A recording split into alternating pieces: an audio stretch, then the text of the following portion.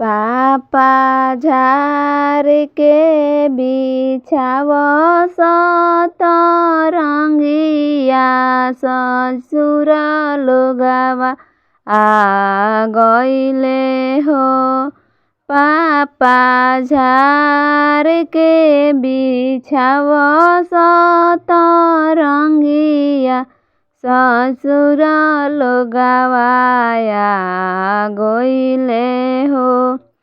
एक ओरिया बैठेलन ससुर के लोगवा, एक ओरे नैहर के लोगवा हो।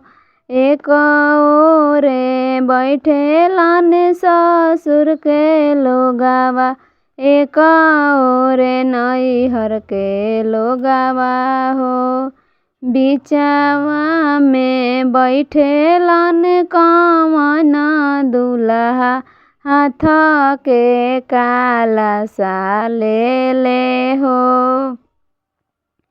बिचवा में बैठेलन कवन दुल्हा, हाथ के रोवत उठेलन नैहर के लोगवा, हंसत ससुर के लोगवा हो।